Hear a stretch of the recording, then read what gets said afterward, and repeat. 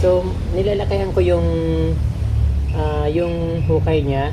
Kasi pag yung maliit lang yung hukay, yung kasya lang siya, hindi siya gumaganda. Yun ang tandaan yung kapromdi. Kapag malaki yung hukay, katulad sa paso, kapag malaki yung paso, na tinaniman mo ng halaman, gumaganda yung halaman. So, ganun din sa lupa. Kapag malaki yung hukay niya, dahil maraming, kumbaga malayang kumakalat yung ugat niya, ay gumaganda yung halaman. So, tumataba siya.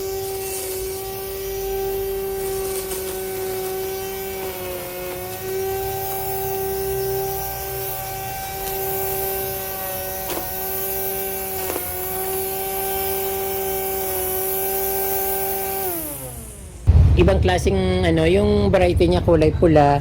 Sabi ni Ate Doris magdala ako nito sa probinsya. Kulay pula siya kasi mayroong kulay nito parang kulay peach, kulay white. So ganun kaya sa amin kumukuha ko ng wild nito yung kulay puti. Tumubo naman siya kaya hindi ko lang alam kung gaganda siya. Pero ito kasi iba, ngayon lang ako nakakita ng ganito na kulay pula.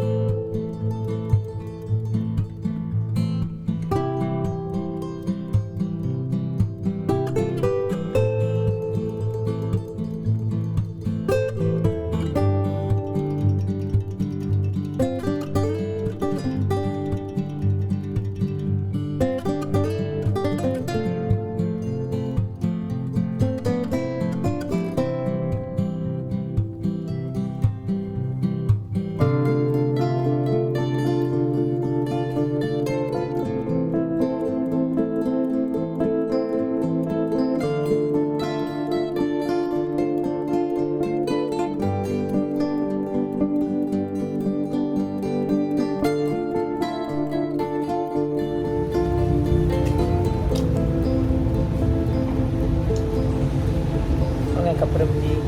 Dito ako sa bahay ng aking kaibigan.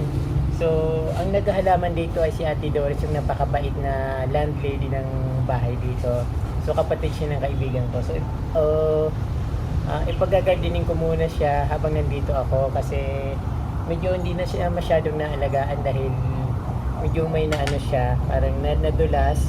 So, hindi niya na magawa yung pag-gardening. Although, ang hilig niya talaga magtanim ng mga gulay. But gustuhan niya na rin yung mag-gardening kasi wala na rin siya nagagawa dahil hindi naman siya nakakalabas na masyado dahil sa lockdown. So ngayon kapromdi ako muna yung gagarden dito para makatulong kahit paano. Saka na-inspired din siya sa aking ginagawa sa probinsya. So yung ginagawa ko sa probinsya ay gagawin ko rin dito. Although saglit lang naman ako dito pero at least ma-share ko naman yung kaunting ginagawa ko sa Muntinlupa. Yung nagustuhan niya yung aking mayana, kaya pupunta rin siya sa mga ibang lugar para maghanap ng mga mayana na makukulay. Ayun, tapos pinaghahanap din siya ng mga kapatid niya ng kuya ko na rin tawag dun sa kanila kasi yung matagal na ako sa kanila dito, mga 20 years ako tumira dito. So sumuwi na ako ng province, saka doon ako nag-garden. Ito kapromdi gagawa ko ng garden dito para magkaroon ng medyo maayos ng konti. Pero maganda naman dito kapromdi, kaya nga lang yung sobrang daming ang halaman, kaya nga lang yung hindi masyadong maganda yung pagkaka-arrange nila ng plants. So hindi naman ako marunong mag-arrange. Kung ano lang yung sa palagay ko maganda yung gagawin ko. Medyo matigas yung lupa dito kaya medyo lalawakan ko yung hukay para yung ugat niya hindi siya mahirapan gumapang sa ilalim ng lupa. Kasi pag maliit lang yung hukay ng lupa, hindi siya masyadong tataba. Dapat medyo nakakaluwag siya. Ang dami niyang tinanim dito sa gilid ng paso, kaya maapektuhan siya na pag tinanggal ko tong pulang halaman. So kasi dito maganda yung pulang halaman dito dahil nasa siya ng araw, nasa bungad siya ng parang patatama siya ng araw, kaya medyo gaganda yung dahon niya kasi ang gusto ng coleus ay naarawan siya.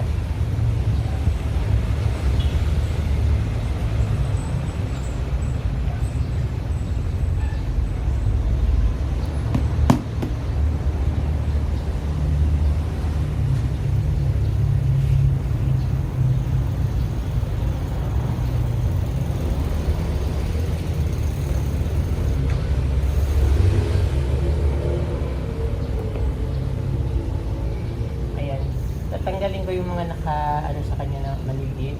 So, i-replant ko na lang siya ulit.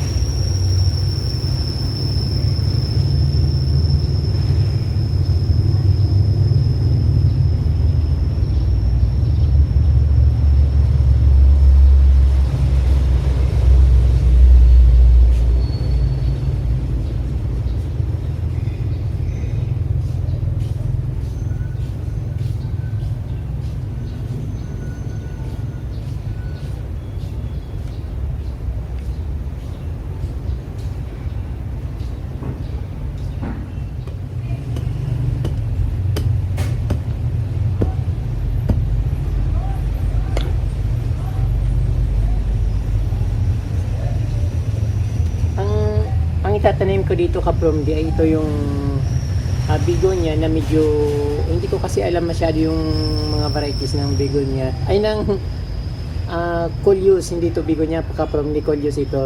So yung itatanim ko dito sa bandang gilid ay itong coleus na medyo pink. Ito ay galing kay Inday Lang sa San Jose del Monte, Bulacan. Yung si Inday Lang ay isang vlogger na isang inspiring vlogger ngayon sa Pilipinas. So ito yung galing sa kanya nung pumunta ako. So since yung kwarto ko kasi nandito sa harap ng dito lang sa nakikita dito. So gusto ko yung may magandang halaman, yung makulay. So kumbaga parang dinadala ko dito yung garden ko sa Manila. So kaya ang itatanim ko dito ay ito na mismo. So, nilalakayan ko yung hukay niya. Kasi pag yung maliit lang yung hukay, yung kasya lang siya, hindi siya gumaganda. Yun ang tandaan yung kapromdi. Kapag malaki yung hukay, katulad sa paso, kapag malaki yung paso, na tinaniman mo ng halaman, gumaganda yung halaman. So, ganun din sa lupa. Kapag malaki yung hukay niya, dahil maraming, kumbaga malayang kumakalat yung ugat niya, ay gumaganda yung halaman, so tumataba siya. Kaya dapat kapag nagtatanim ka ng halaman, medyo malaki yung hinuhukay mo. Kasi yung hukay yung hukay malambot yung lupa pag hinukay mo siya. So malayang nakakagapang yung mga ugat niya. Yun ang purpose ko, kaya malaki yung ginagawa kong hukay sa halaman. So parang ipa lang ng pala yung napagtaniman ni Inday, na nagka-Inday lang, kaya sigurado gaganda ito dito kasi mas maganda pag nasa lupa. Napalalim masyado.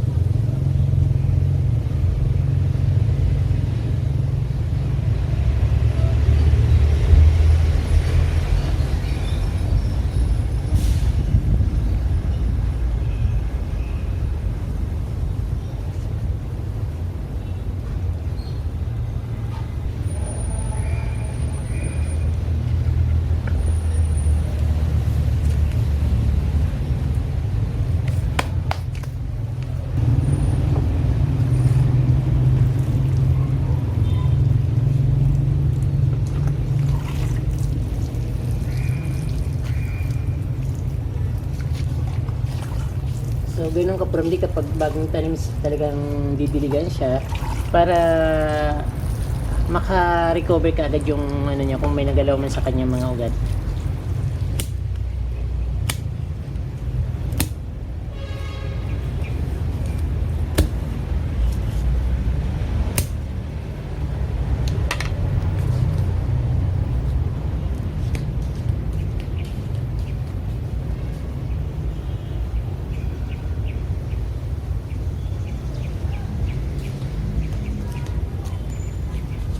Ito, medyo mahaba yung pagkaputol nito. Dapat tanggalan siya ng dahon. Kasi nalalanta na siya.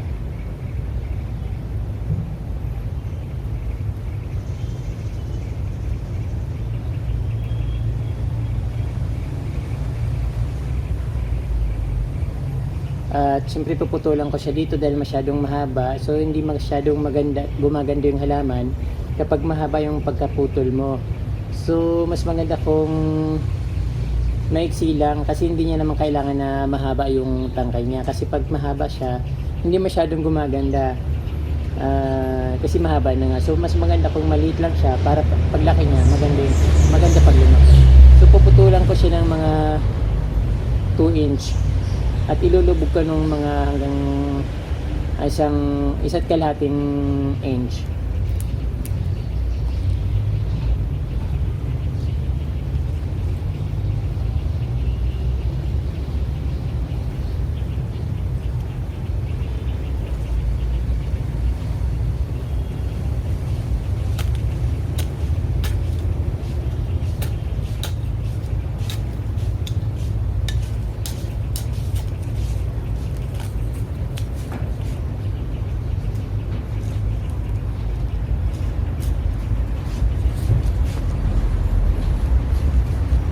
Ganun pa rin, dapat diligan ka agad siya para dahil wala pa siyang ugat, dapat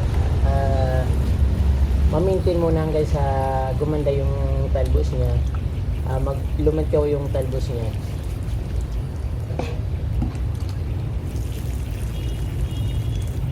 Ayan, habang hindi masyadong mainit ngayon, ang maganda magtanim para hindi nilalanta.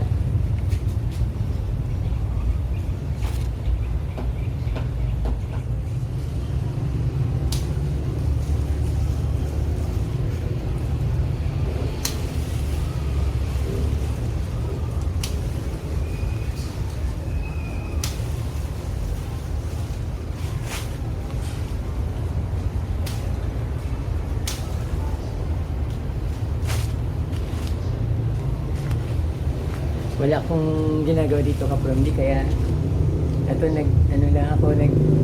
gugupit-gupit ng mga halaman. Hindi pa ako inaaya ng friend ko mamasyal kaya ito muna nagagaling muna ako. So wala naman akong ginagawa, sa hindi naman ang oras ko kaya nakakainip kasi pag walang ginagawa kaya ito yung ginagawa ko. Ako ng mga halaman. Madali lang naman to kasi yung ginawa ko na rin yung konti sa baba para at least may ginagawa ako at hindi ako mainip. Na-enjoy ko naman yung paggaganito kasi ayun, yun ang life ko ng halaman, gumupit, mag-gardening, magtanim ng halaman. Ayun.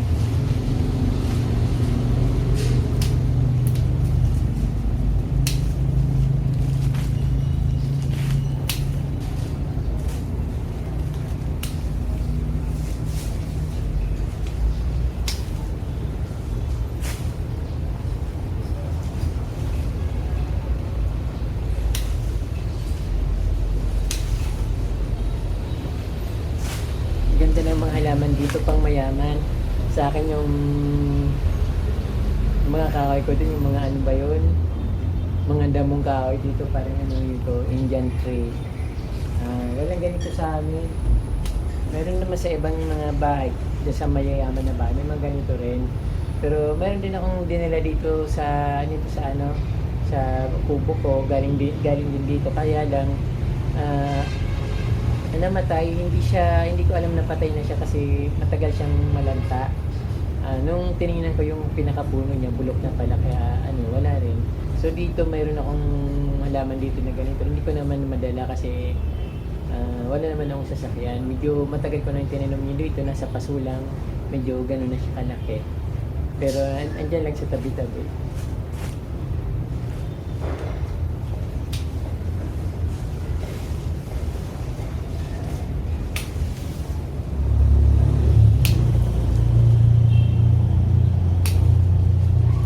Dito yung kwarto ko, dito yung ano, pag lumalabas ako ng kwarto, ito kagad yung nakikita ko dito yung ano, mga side. Kasi yun yung kwarto ko. So, okay naman, parang nakaka-refresh pa rin yung life ko dito. Medyo maraming halaman at maganda rin tingnan. Nakaka-refresh din yung ano ko dito paglabas ko ng kwarto. Kaya parang nasa probinsya din ako. Pero siyempre, iba yung weather sa probinsya. Saka iba yung vibration ng garden ko sa garden dito. Although maganda din naman dito kasi malinis din, katulad din naman sa garden ko. Yung andito yung anong tawag din, yung grass, yung bermuda, yung ano dito, yung ground. Sa akin kasi bato. So maganda rin naman dito.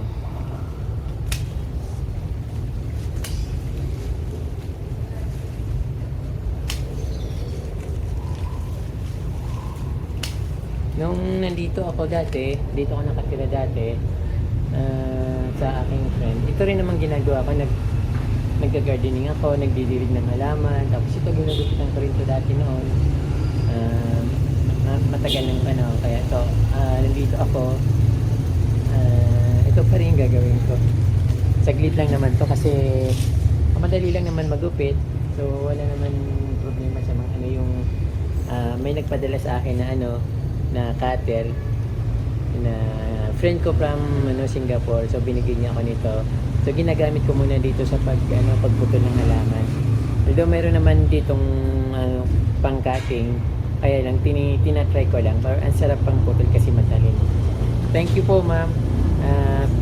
Friend from Singapore.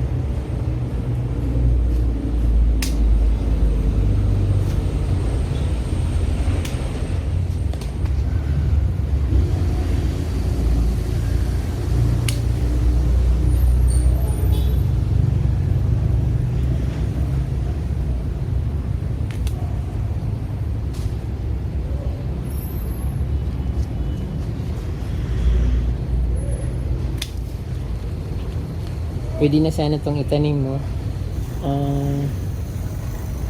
Ano na kasi dito, hindi na magandang tingnan.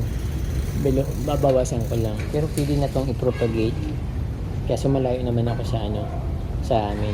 Marami naman dito sa kapitbahay ko. Hingi nila ako ng ganito doon. Yellow bell.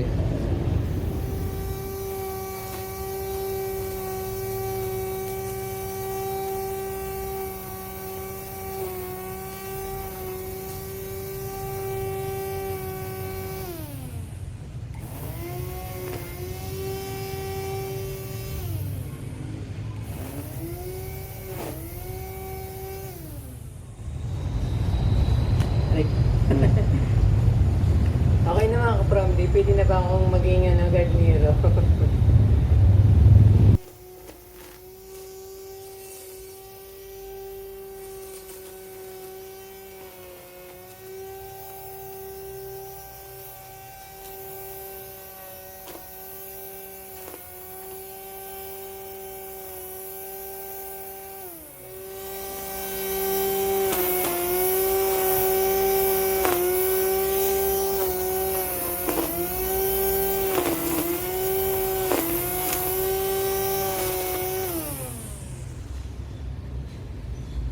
Mga kapromdi, ang hirap pala maging mamasukan ng gardenero.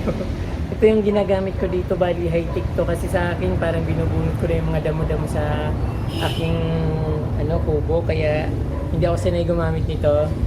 Kaya yung parang ako na gumamit kasi nga first time kong makahawak ng ganito.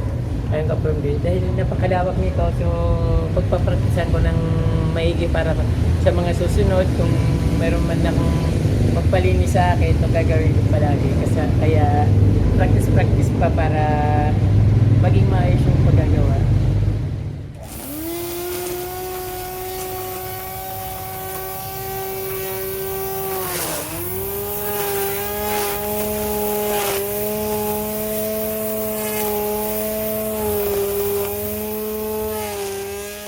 Bali ito yung itinanim ko dito mga kapromdi, yung parang bagong garden ko dito.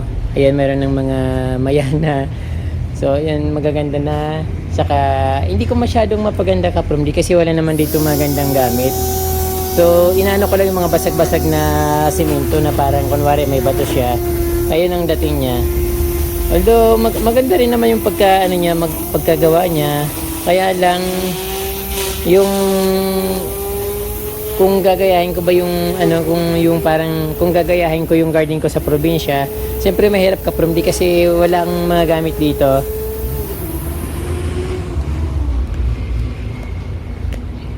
Ayan. Maganda rin naman tingnan kaysa sa dati. So medyo maayos naman. So yung mga halaman dito lang ako sa mga gilid-gilid kasi marami naman halaman dito. And siyempre mayroon akong tinanim dito na coleus. Sana gumanda siya para pag umalis ako umuwi ng probinsya, mayroon akong maiwan dito na halaman. Tapos ito yung ang magandang rin to kapromdi, yung snake plant. Parang rare.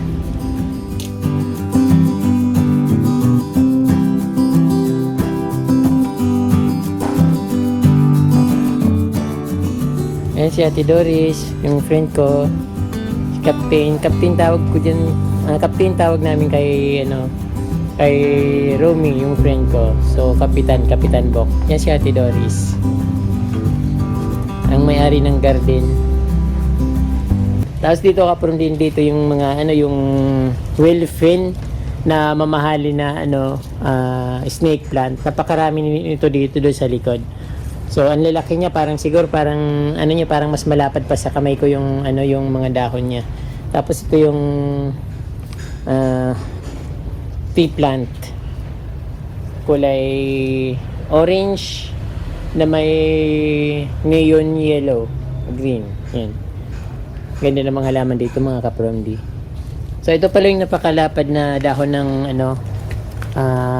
whale fin na napakalapad niya, parang basta ang laki niya kapromdi. Mas malaki pa siya sa kamay ko. Ayan.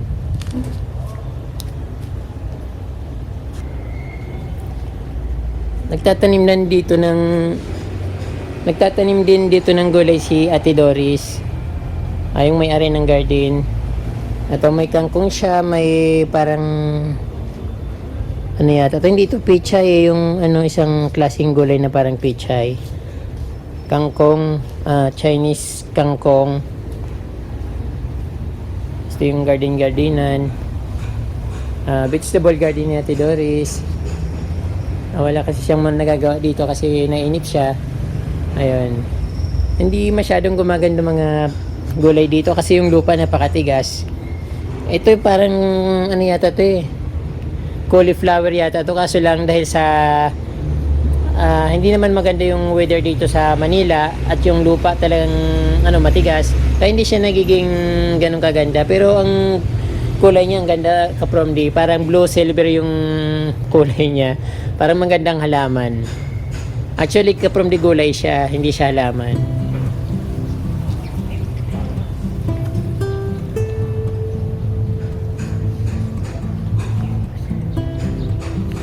Dito naman sa kabila, nagsisimula na mag kulik ng croutons si Ate Doris dito. So marami na siyang croutons dito. Medyo pricey yung bili niya kasi pupunta siya sa mga bilihan ng halaman dito sa Manila. Kasi nakita niya yung garden ni Plantita Joy na talagang na-amaze din siya. Paulit-ulit niya rin pinapanood yung video ko na makukulay na croutons. Kaya ito ang dami niya ng collection ng croutons. Meron din siya mga Thai croutons. Ayun. So ito parang tiningnan ko to sa Circle. Ang presyo nito ay umabot ng 1,000 pesos sa Circle. Pero nung ito sa Bulacan parang binigay lang ng 300 pesos. Ito Thai crouton din ito pero yung kulay nito is pink. Ito naman yellow na may pink. Yan, mga local na to ng mga croutons. Pero magaganda. Katulad nito, napakagandang tingnan nito. Kasi yung kulay niya, orange, yellow, green, may neon. Yan, ang gaganda ka from din. So far, hindi naman ganun karami pa kasi hindi pa nakakomplete. May ibibigay nga ako sa kanya na croutons, yung kulay yellow na mahaba yung dahon niya. Pero kasi hindi ko nadala. Nasa paso na kasi mahirap dalhin kapag nasa paso tapos may lupa. Wala naman akong sariling sasakyan kaya hindi ko nadala.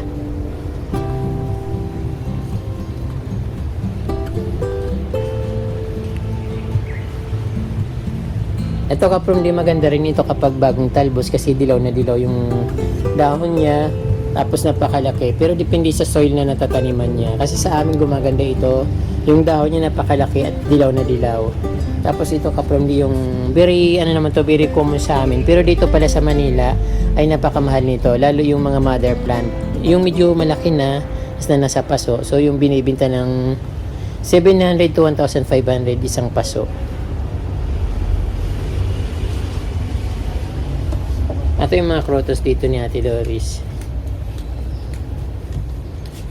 Tapos dito yung mga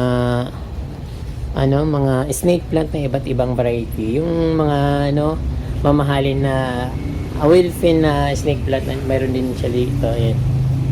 So actually dati nung bago umuwi ng probinsya, yung Wilfin dito na snake plant, punong-puno dito. So dinistribute niya na rin sa ibang nilagay sa iba't ibang paso para dumami. Ayan kapron dito. Ang dami-dami na.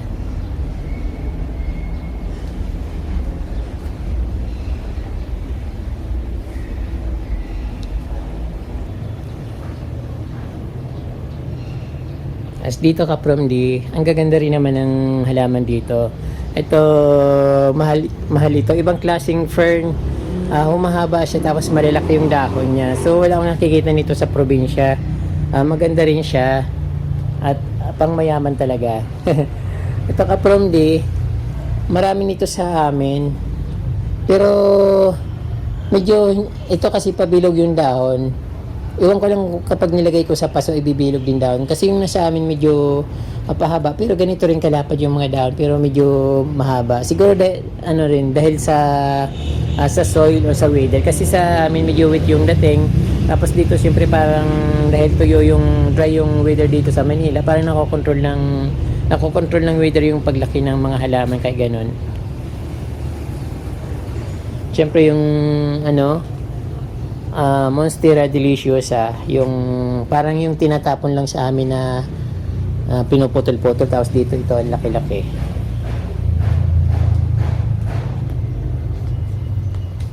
Yung Wandering Dew, marami yung nito dati tinatapon ko lang ito sa amin kasi pag naka sa lupa, dumadami siya hindi mo mapipigilan kahit na kasi napakadaling mabuhay nito kahit isabit mo lang sa kahoy sa sanga ng kahoy tumutubo siya kahit na walang lupa so napakarami ko niyan at pinagtatapon ko na kasi sobrang dami ito naman ito yung tree plant na so ito meron din ito sa amin pero ako wala pa ako nito yung kapitbahay ko meron na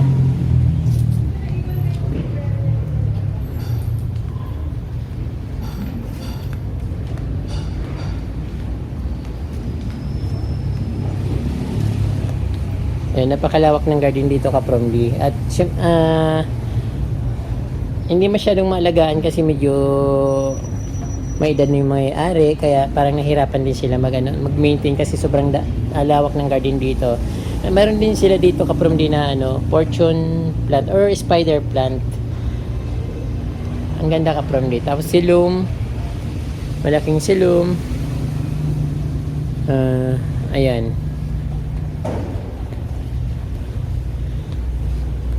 Meron din silang tawag dito ay mocha or latte Hawaiian tea latte or Hawaiian tea mocha.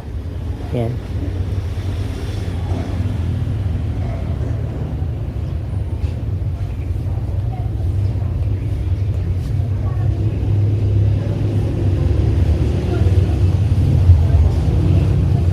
At kaprom di mayroon sila ditong ibang klaseng yung variety niya kulay pula. Sabi ni Ate Doris magdala ako nito sa probinsya. Kulay pula siya kasi mayroong kulay nito parang kulay peach, kulay white. So ganun, kaya sa amin kumukuha ko ng wild nito yung kulay puti. Tumubo naman siya kaya hindi ko lang alam kung gaganda siya. Pero ito kasi iba. Ngayon lang ako nakakita ng ganito na kulay pula.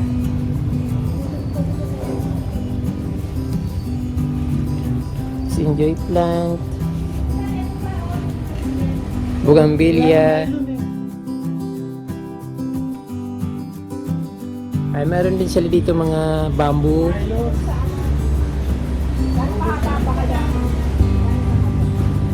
Ay, napakalaki ng garden nila dito, Kapromdi. Cypress. Ito ginagawa nila ditong Christmas tree. Pag tuwing December yung tatlong dito cypress na napakataas, nilagyan nila ng mga ilaw, pinupuno nila. So yung pinaka Christmas tree nila dito sa sa garden.